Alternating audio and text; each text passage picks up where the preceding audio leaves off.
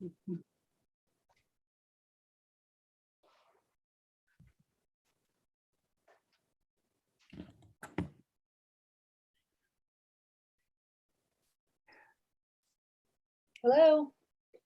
Oh,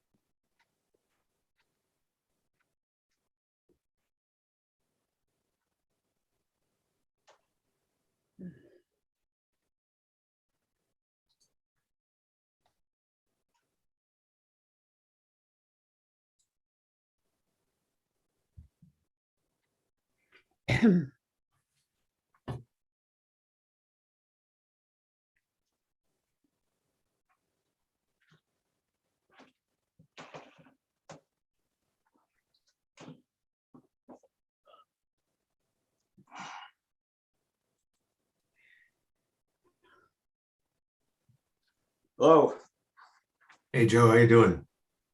doing fine. Good evening.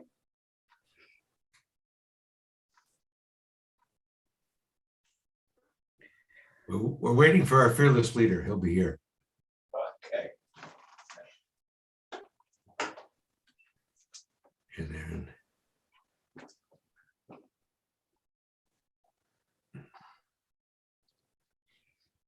oh,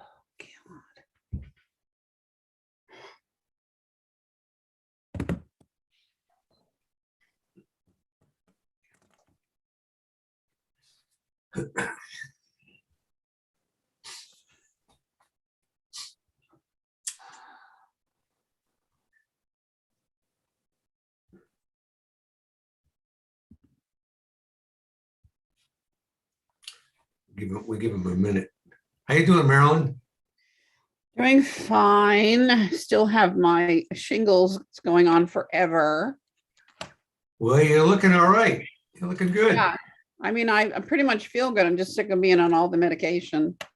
Yeah, well, I know you probably haven't talked to the group about that, but I did. You did talk to me, and I went to I went into CVS and got the first stage of the vaccine, thanks to your commentary to me.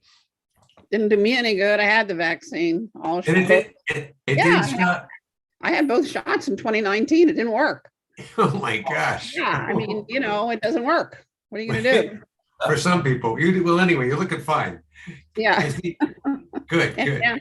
And we're leaving for Florida on Friday. So Life will be good and warmer. yeah. I tell you, we both bought new iPhones and we've spent the last 2 days in enormous amounts of aggravation because you cannot go to an Apple store nowadays. They've closed all. Yeah. So Yeah, you try and do it over the phone. It's not great. Or it's over not the great. Spend hours trying to get it done. So, That's all right. All right. Yeah. Looks like our fearless leader is on. Hello, everyone. Happy New Year. Welcome. Happy New Year. It's got to be a better year than last year, doesn't it? I would hope so. I would Yeah. hope so. Yeah. So I hope everybody's good and healthy and will remain so throughout the year. Right. So let's, since it's 7:01, let's call the meeting to order. Appreciate you all being here in the middle of the winter like this. The first thing we had on our agenda was to just a real brief status just on the Garden Park Bridge project. And I heard from, I saw an email that I think Walter probably saw also from Graham, who's can't be here tonight. He's got a conflict, but he said it's really it's the engineering department running it, and the only question, I think this is where, let's say I wrote down in my notes.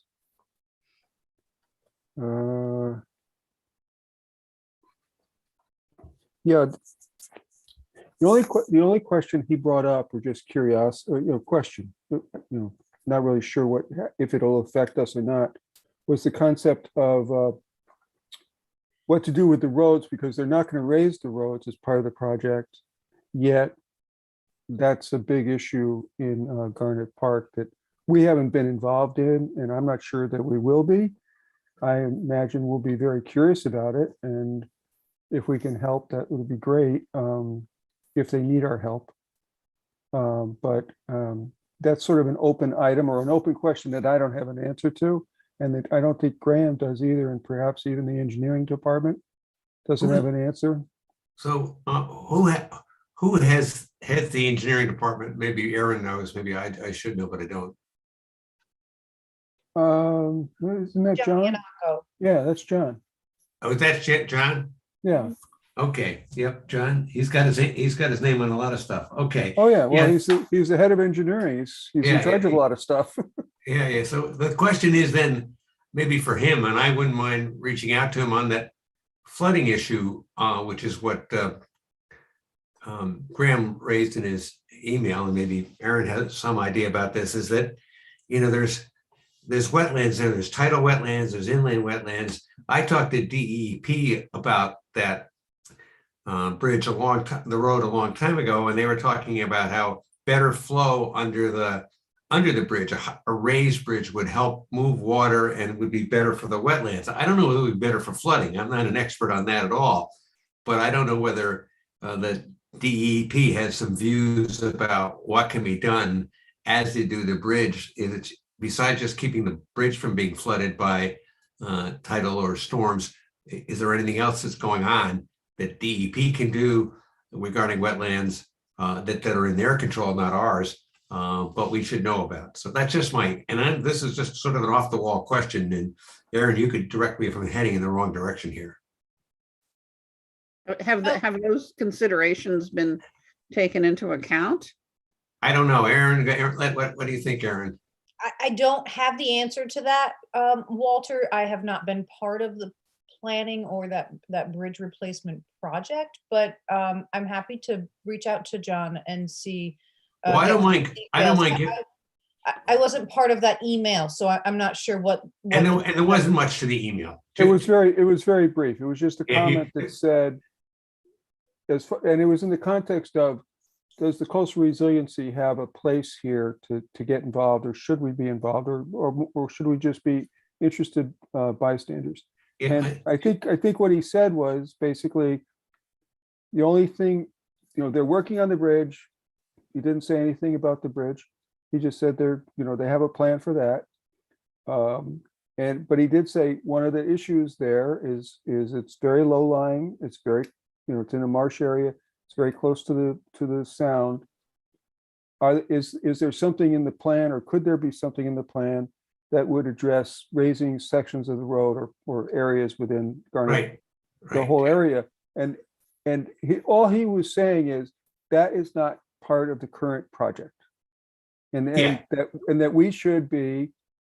And I think I think also is in the context of if we're going to be able to avail ourselves of funding in the next year or two, whatever the period of time it is that an area that we should be thinking of in terms of, if we're able to get some of the money that we're talking about doing coastal resiliency projects with, I think that would be an area, not specifically the road, not specifically any particular effort, but the idea that area is probably one that we'll be revisiting as far as what might be applied there to help or help mitigate what the issues they may have in the future years. So Hank, maybe Aaron, you can ask him if you want, or if you want me to ask him to say, what are you thinking about, John, about what would be, even if the bridge stopped flooding on the road, so it didn't flood out at that spot, but there's flooding other places. As a town engineer, what are you thinking about do we have to, is it raising the road that's necessary to keep the road from being flooded out, or is there something else? Do you want me to ask him that? If you'd like to reach out to him, that's fine. Otherwise, I'm happy to read. Well, yeah, I'll start it and then I'll send you an email with a copy to Hank and see if I got anywhere. I just want to. Guys, I can chime in on that. You're talking about the Garnet Park Road Bridge, which has. Yeah. Yeah, you're on. Thank you. I was involved in rebuilding that, I want to say 20 years ago. And we did elevate the road all the way across the bridge, almost down to the new subdivision. It's not new, it was new. And most likely the area is of more concern, and Rob Sonicson can speak very familiarly to this topic, is the end of Garnet Park Road is a lot lower. It does flood. The area where the bridge is up a little higher, but it could get inundated with a foot or so. The far end of Garnet Park, if it's inundated a foot at the bridge, is more like 4 feet. So people could get stuck down there. They definitely need a way out if if you do run into a flood, and that's the only way in and out. So I think the issue was raising the road a little further down, further than the bridge, or possibly even around the bridge too, even a little more. Yeah, Yeah, he wasn't real specific in it. He was just talking about, is the road currently today, is the road in play to be raised? And all his comment was no. And I think it would be more than a good idea to ask John what his current thinking is looking forward for that Yeah, area. and Hank, where I'm drilling on is the standard thing would be, not standard, a thing to do is just raise the road. The thing that the DEP fellow mentioned, and I'll get back to him, said, if you built the bridge in a way that water flowed under the bridge, right, you'd have different shape water when it gets backed up and would a place for it to go. That doesn't necessarily be good for the neighbors who are on the, what would be the Upstream, up to Route 1 and up to yeah. What if more car water flowed? dealership. If more water flowed in that direction, is that can that create a problem, or does it give it a place for the water? Because it is wetlands in behind the liquor store, if you know what I mean. Yeah, it's all tidal wetlands. Yeah, So it's deep. Either way. It's deep stuff. So would that be helpful? Because the water would flow in there instead of give it a place to go, or not? What do you think about that, Dave? Hank, it's too bad Graham's not here, because this is something we should be, I believe, addressing. Oh yeah. This is We're not trying to solve it now. We're not trying to solve it. I know we're not going to solve it now, but I think just to let the engineer build a bridge and not have any comments to him, I think we have to have a comment to him that definitely that area is an area that we have to take under advisement, or whether we're going to come forward with a plan, whatever. But I don't think we should just let it pass that we're passive on this. Yeah, no, I don't think we are. And Graham's been in contact with John or the engineering department. He didn't say John specifically, but I'm assuming, since he said he's been in contact with the engineering department and knows the status. And you're absolutely right. Graham's, a great guy to have. It's too bad he's not here. Rob, as Dave said, is also, he had sent a follow-up note to Graham saying he's particularly interested in this, having worked on it previously with David. So we have on the commission, we have a number of people that are not only experts in the field, but they're very familiar with this particular spot. So I think between the engineering group and the engineering department in town and the engineering group within the commission, we'll be able to we'll be able to put some brain power to it and figure out what the right answers might be. Hank, do we know what the timing is? Like the net building the bridge? I think I don't know. Okay. Graham's only reference to time frames is that these projects typically take about 18 months. And Okay. I think they're I don't know where they are or when. I don't even know when. I don't know when they started. So I don't know how far into the 18 months we are. Okay. What's, Have- do we know what the budget is for it? I'm sorry. How much is it costing the town? I don't know. don't know. I think I missed out on what the project actually was. Is it the bridge or is it the road? Just the bridge. It's just the bridge. Just the bridge. They're gonna replace that? Where it's, I don't know. I just, That was what was described to us, Hank, right? yeah, That's what- yes, it was described as the bridge. And that if we're looking to improve and the bridge and make it, sea rise, arranged for a potential rising sea. Okay. All his other comment was, if it's just the bridge, that's one thing, but it doesn't address the road issue. And all he was saying Right, okay. is, should we be thinking about the road issue? And that's the conversation. And so, so we're not gonna let it go, and it's gonna continue to be on our radar, as it is with the towns. I mean, if the engineer's working in an area that we're interested in, if we can help them or give them some advice or ideas and support, then that's what we're here for. There's kind of a two-edged sword to this type of, if it's just the bridge, as you know, if you've ever been out there, that bridge Yep. is kind of a meter for tidal action. When the tide's coming in, it meters the water flooding back behind the liquor store and out towards Route 1. We had, when we lined it, that's what we did when Rob Sonicson and I did a job out there, we lined it. DEP is very concerned about metering the water more, or limiting the water more to that tidal marsh that is upstream from it. So they don't want you to hold back the tide anymore, because they don't want to deplete the nourishment of the salt marsh above it. Yeah, And the goal of our committee is to kind of, well, you kind of like to meter it, because a real high tide might flood the area up around the car dealerships, Route 1 a little more, and even further up the creek, beyond the railroad Right. tracks. But anything you do to that bridge does not help anything down on Garnet Park Road. Right, and I don't think this Can I ask project a quick, is related to the a road. quick question? Wayne, Regardless yes. of the solution or the breadth of the solution, is the town authorized to implement a solution? I mean, what's the authorization process? Well, I don't know. I believe that they're in process with the bridge work. What the process is to do that, I'm not familiar with. I just meant if they wanted to raise the roads, could they raise the roads?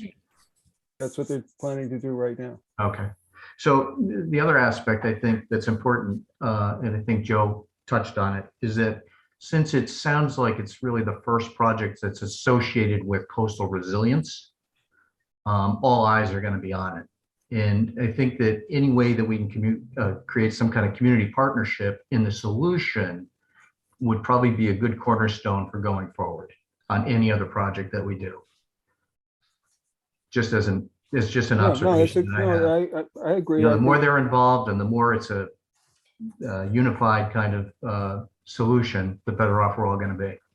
Yeah, and I think I agree. It helps the town, and it helps the support that this commission's been put together to support those kinds of efforts. Yeah. Yeah, I would agree too, because I think if they're looking at this time strictly at the bridge, I think there must be a structural issue with it that they're trying to fix.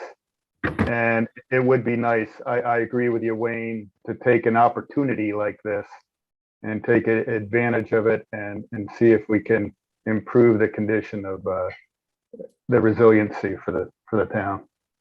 Sure. Good evening, everybody. I don't know Yeah. much about this bridge, but there is a second project that I think you would want to be talking to John about as well. It's titled Storm Drainage Improvements at Island Avenue, Middle Beach Road West, and That's a Tuxas big one. Road. That's a definite one that I even put on my list for something we should look at. That's an outfall that runs out out in front of, the property right adjacent to the beach club there. Yeah. Right, yeah, Tom, right what at that was the corner. fellow's name who used to own it? Well, Hindy. yeah, John has put in for funding for this. Okay. For starting to plan for it in 23 and executing it in 25.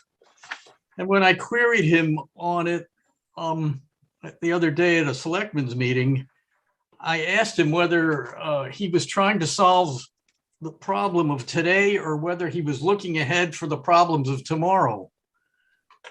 And I didn't find his answer. I don't think it would be a satisfying answer for this committee. Let me put it that way. I don't understand all the engineering, but he seemed to think that this was a problem that needed to be solved now, and he had a solution to solve it now, which is very good to hear, but he did not respond to my query as to whether this is something that is going to have to be repeated or whether he's taking into account our future planning guidelines of 20 by 50. And so I think it would be great if this committee spoke to John about it, because this is where the expertise lies.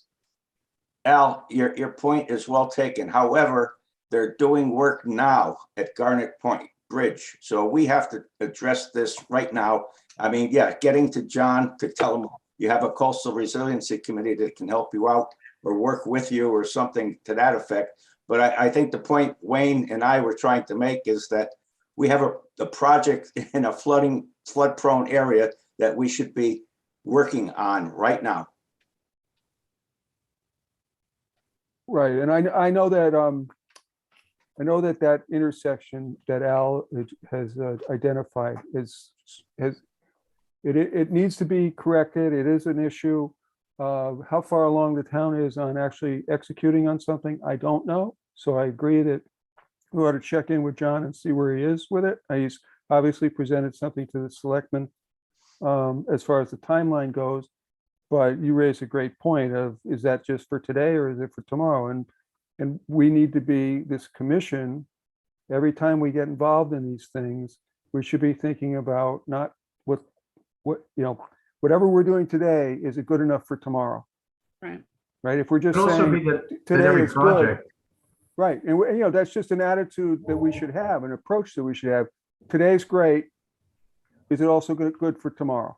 There's an economic financial issue about that. I mean, I agree with you, Hank.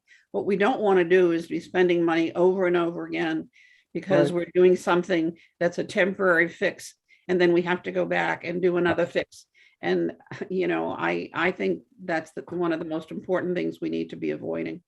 And that's a message that for everything that we get involved with, that's a message, some version of that message has to be repeated over and over so that we get accustomed to it, we get used to it. It's a default answer, but the people that hear us are also understanding that's our thinking, and that's what we're interested in doing, and imparting to them that they should be interested in it. Right. I think Al brings up a good point, that I think that maybe all projects have a shortcoming of not looking out to 2050. They're just sort of in the moment and whatever happens. There's no requirement that they look out to 2050 currently, but there should be probably some sort of reference that they at least considered it, or reference some chart or something like that that said, yeah, this will accommodate that too. I know John Iotta met with Graham in the field regarding the Island Avenue, Middle Beach West project. So I know he's got it in the back of his mind that whatever he's doing out there, we'd like to at least have it be a step towards the future improvements. There is one thing I know, if he was thinking of a short-term job, if you just make the outfall to the pipe that drains that intersection, and I know it's clogged, it's over there by the beach club somewhere and it gets filled with sand. If he was going to extend that out into the sound where it doesn't get clogged, that doesn't preclude you from doing something in the future, such as putting in a tide gate. That would help us down the line. So we'll have to have maybe John come and talk to us and give us an update on what some of his plans are. Yeah, that might be, yeah, once we get, yeah, we should probably follow up on that and see what we can, see what the list is, see where Yeah. where we might have some input and where we could support him and the engineering group in the town is, how we could help. I know Graham met with him, probably a couple of months ago, and Yeah. I wasn't able to make the meeting. He had invited me to, because I was familiar with it. The pipe outfall there actually goes through the beach club property, a portion Yeah, of it. to the beach, just to the west of it, yeah. Yeah, exactly. Okay, well, we're not going to solve anything tonight on any of this stuff, but I just wanted to get everybody's attention that the Garnet Park deal You is got it? going. I got everyone's attention. Thank you. And then the next thing on the agenda, not to leave this necessarily because it's somewhat a similar situation, was the Garvin Point. It's an engineering and a beach and rec project, and they're just in the RFP stage, so it's pretty early. Graham had left a note saying he had been in contact with the people involved in the RFP and offered his assistance if they needed it. Beyond that, that was the only update we had on that. But That's an RFP for design. Is that correct? I believe it's design, yes. So that's going on also, but we're going to be revisiting both of these projects, over time in the next 18 months, 24 months, 36 months, however long these things take, along with the Middle Beach intersection, which I know isn't going to go away anytime soon. And there's probably way more. I think that Middle Beach one is a hot one. Yeah. That poor house on the corner got flooded. Yeah. And then I think I agree with you. And then the other one is the one at the other end of Middle Beach by the bridge. That section of the road is getting flooded more and more often. So we'll see. We've got the town and we have a lot to look at and try and figure out. If there's nothing else on either one of the first two items, the projects. See, what was the next thing? Oh yeah, Erin. Is she still on? You there? I'm here. Is there? Oh, good, great. Can you just give us a brief, I think you may have told us before, but I want to make sure I completely understand and that everybody can hear it. What's the process to access the funds that that we've been told we'd have an opportunity to use to do some of these projects? The Coastal Resiliency Fund goes through the CIP process. And that so process is? It begins in July, I believe, from what I have now.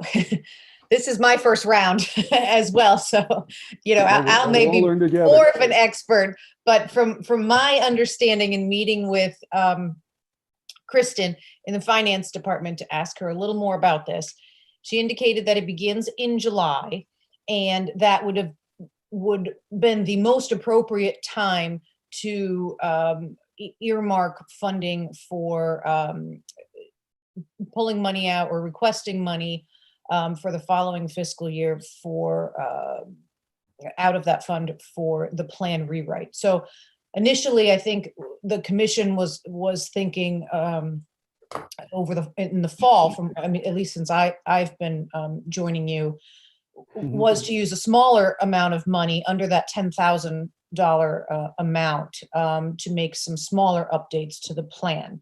And then I think a change of direction came where it was decided it might make the most sense to do a more substantial overhaul to the 2016 plan. So Stacy Nobitz, our finance director, and in discussions with Peggy, that we did clarify that the funds could be used for the update of the plan, But we would have to go through this CIP process. And since we're a little late in the game for requesting monies in the 22-23 fiscal year, it would be most appropriate to put that in come July to request funding in year 2 of 23-24 for monies. I think Graham's initial thought was somewhere in the $75,000 range, which so it does delay the process a little bit at this point. Waiting. I think that there may be some other opportunities with grants that we could also. But Al, you're raising your hand. If I might, Erin, you have given absolutely the technically correct answer. Okay. You're a quick learner. But let me say to this committee, because the money has been appropriated, if at any time during a year, this committee would like to request funds from the Board of Selectmen, I will encourage the committee to do so. Erin has given you the absolutely technically correct answer that it should go through a formal capital review process. But I think the selectmen are quite aware that we may have to be much more flexible and responsive as this committee's needs get identified by this committee. So, Mr. Chairman, what I would say to you is if any time this committee thinks that there's a bright idea that needs some money behind it, I would not hesitate to move it forward to the selectmen. All right, well, thank you. We appreciate that. So Al, that process, just to clarify, so it then goes to the Board of Selectmen and then again to the Board of Finance to get That's that correct. to CIP. Okay. Yeah, but the selectmen are quite aware in creating this commission and in providing some funding that we need to be more responsive. We can't wait a year and a half if this committee has a good idea. Yeah, well, Yeah, we and appreciate it. Alice, Walter, I mean, the ideas are ones that catch people's attention. I think we have to get clear on, Hank. We were starting down the process of an update of the plan, which was only going to cost a small amount. And if you're talking about a smaller amount, waiting on that for the following fiscal year just seemed to be too long. And then, of course, as Aaron said, I think we started talking about a whole new plan, and that would get pushed off. I think we need to make a final decision as a commission, which we would like. Do we just want to get an update, and then is there a path to do that so we don't have to go, if it's a $10,000 or $15,000 item, is there a faster path for that? If we're going to ask for a lot more money, it's more of, as Al, I think projects attract people's attention. But Al, could we, if we were just looking to pick up the $10,000 or $12,000 we needed to update the plan, we don't need to wait till the next fiscal year to do that, do we? No, For no. the 10, right? Right. Okay, all right. So, but this commission has to make up its mind on that. Yeah. Yes. Yeah, okay. Okay. The vehicle Right. for that, what is a special appropriation of some sort? Because the selectmen have already, in effect, put some money aside, that money is available. We don't have to go ask the taxpayers to fund it. I'm giving you an overly simplified answer, but your question is on target. In this case, I think the selectmen have anticipated that this committee is going to need some resources, so we've put them aside. So before you put this aside, Al, last year, and I always feel like everything under COVID is stuck in Groundhog Day. We're starting over again. If we had this idea that, we could get $10,000 because it was a number that was already approved, or we could get approved, and that if we stayed within the 10, that was easy. Are we still in that position? No, I think there's more flexibility at this point because More than that, but was the 10? Yeah, the funds have been put aside. Okay, So, all right, let's. So at any point in time that this committee wants to seek some funding for something, then through Erin and through me, we will take it to the Board of Selectmen.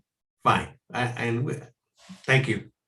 Yeah, I would definitely be in support of that. I think like we, because we're talking about so many different projects that we want to accomplish. I think if we want to have the updated plan as kind of our roadmap for doing that, I think we should get that moving kind of as fast as we can. I think the 2016 plan was very comprehensive. And of course, I don't, know all the technical things that could go into making it better if we put $75,000 into it rather than 10. But I think we just got to get started with it.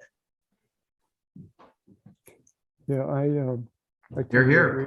I tend to agree with you. Yes, I'd like to get moving on things. I feel like we've been, as Walter referenced, something like a COVID fog. We haven't been able to get the wheels going. So we'll try and move on that. I think, Hank, a good start would be to get some more information from Graham. He was kind of looking around for some ballpark figures. Yep. In his realm. So having some of those examples would be so that we could finalize a number would be a good. Yeah, absolutely. Yes. Let's see here. Yeah, so anyway, that was, thank you very much. That was the next item on the agenda. That was good. Other topics, discussion, questions, curiosities, issues, sort of an open discussion now, because I don't have anything else on the agenda. One other thing, Hank, I did want to let you know that the authorized, so I am not the individual to who has authority over the Coastal Resiliency Fund. So just for your reference. Oh, yeah, that okay, is no, the I town didn't. engineer. Yeah, I didn't think So you I'm happy did. to facilitate that, but just so you are aware that John's name is on that as the town engineer too. No, that's fine. No, I wasn't expecting that. I just was curious. A facilitator is great. I'll do what I can. That's a really good thing. It's an important thing. Thanks. But so any other questions, comments, discussion points that we want to talk about tonight? Joe, are you talking, Joe? I'm going to right now. Can you hear All me? right, good. Yes, now we can. Yes. Thank you. Is there any way we can schedule the town engineer to come to one of our meetings, or are you guys just gonna try to meet him on the, I think it would be great to hear his idea of what we're supposed to be doing in conjunction with his plans are, because it seems like there's a missing gap there. And I know, if Graham meets with him, you meet with him, but I think the whole commission here should hear what he has to say. I think it's important that we have an idea of what direction he's going. If he's gonna just have his plans and not think about what we're here for, that's a serious problem. No, I agree. I think that we should give him a heads up and allow him to prepare sort of a roadmap of what he has in mind. And then we can talk to him about how we might be able to help him and what our thoughts are. And make sure we're on the same page. And if we're not, just figure out what are the issues, what's the differences, what do we need to change, what does he want to alter or not alter, and get to a place where we're all walking in the same direction. So I agree with you. So yeah, as Marilyn said, we don't want to find a project that's being developed or done, and then we're going to have to go back and redo it because we're going in a different direction. So I think it would be nice to have some continuity. And I completely agree, particularly if given Al's description of the meeting that I wasn't, I don't know, but his description was, yes, we're doing today, but when queried about tomorrow, perhaps hadn't spent enough time thinking about that.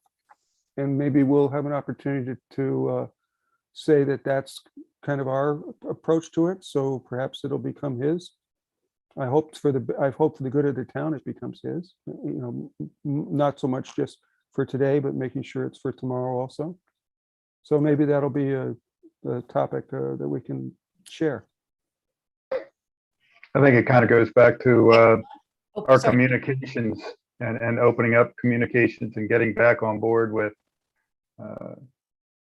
the communications committee and letting them know we're we're trying to work our way out of that COVID fog and get back on track. And having John behind us is obviously a necessity. Yeah, no, he's a big player in this, and Yeah.